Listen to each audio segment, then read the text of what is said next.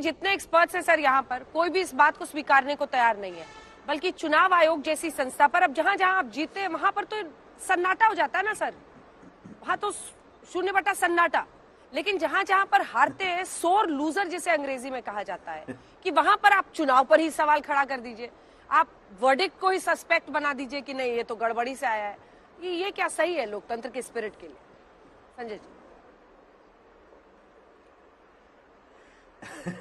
देखिए, ऐसा है कि ईवीएम को तमाम शक और सुबहों के बीच इस देश ने स्वीकार कर लिया है।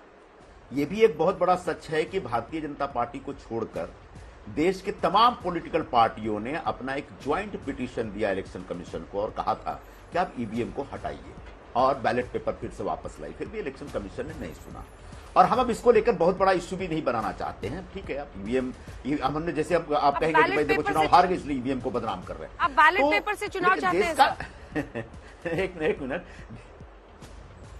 मैं एक सुझाव तो इलेक्शन कमीशन को तमाम पॉलिटिकल जो अपोजिशन पार्टियों ने दिया था, लेकिन इलेक्शन कमीशन ने रिजेक्ट कर दिया। बैलेट पेपर को कॉम्प्रोमाइज नहीं कर सकता। ठीक है, आप चुनाव संस्थाएं, संवैधानिक संस्थाएं, आपने मैं भी आपसे सिर्फ बात कर रही हूँ सर, मैं भी काउंटर कर रही हूँ। बिल्कुल होता था। बैलेट पेपर नहीं कॉम्प्रोमाइज कर सकता है, वो तो और आसान हो जाएगा। हमने आपका वो तो उसकी उंगलियों में होगा। फिर मैं तो कह रहा हूँ बिल्कुल होता रहा है और बिहार में इस प्रकार से बूथ के बूथ लूटने की कहानियां बहुत होती रही हैं। मैं इससे इनकार नहीं कर रहा हूं, लेकिन एक लोकतंत्र में ट्रांसपेरेंसी का तकाजा यह है कि एक बार अगर इस देश का एक बहुत बड़ा वर्ग कह रहा है कि साहब ये मशीन मैनिपुलेट हो सकती है, और जैसा संजय कुमार साहब खुद कह रहे हैं और मेरा भी मानना है, दुनिया में कोई ऐसी मशीन नहीं है जिसको आप हैक नहीं कर सकते, मैनिपुलेट नहीं कर सकते। फिर भी कुछ लोग ईवीएम कहीं पर किसने किया, कब किया, कैसे किया, क्यों किया, ये एक विवाद का विषय हो सकता है, लेकिन एक मशीन कभी मैनिपुलेट हो ही नहीं सकता, ये विवाद का विषय नहीं है और इसके ऊपर विवाद नहीं किया जाए। फिर भी हमने स्वीकार किया, ठीक है, इलेक्शन कमीशन एक संवैधानिक संस्था है और उसने कहा कि हम ईवीएम से ही कराएंगे तो कराइए, लेकिन एक लोकतांत्रिक व्यवस्था में एक वर्ग अगर ये कह रहा है अभी भी उसको विश्वास नहीं है, तो मुझे लगता है कि उसकी आवाज सुनने के ऊपर भी, उसकी आवाज सुनने की चिंता इलेक्शन कमीशन को होनी चाहिए। दुर्भाग्यवश ये चिंता इलेक्शन कमीशन को नहीं है। हम एक बड़े हित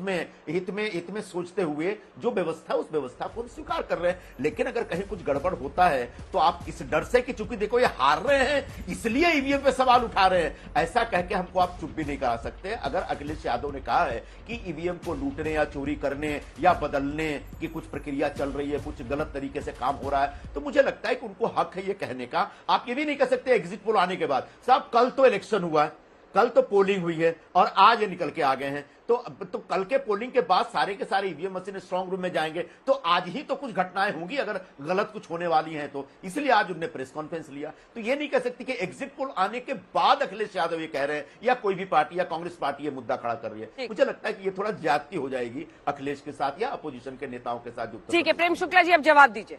सभी की बात आपने सुन ली, आरोप आपने सुन लिया। अब संजय जी यही कह रहे हैं कि अगर ऐसा है तो फिर चुनाव आयोग को इसकी पहल करनी चाहिए, और बीजेपी भी वक्त वक्त पर उठाती रही है ये सवाल ईवीएम को लेकर। लेकिन सवाल है कि अगर आप ब्यूरोक्रेसी का, डीएम्स का इस्तेमाल कर रहे हैं, सवाल देखिए जी देखिए, जो भारतीय जनता पार्टी के जीवीएल नरसिंह राव जी ने जो पुस्तक लिखी थी आडवाणी जी के कार्यकाल में, उसमें वीवीपैट की मांग की थी। कालांतर में इलेक्शन कमीशन ने भी वीवीपैट का प्रयोग प्रारंभ कर दिया।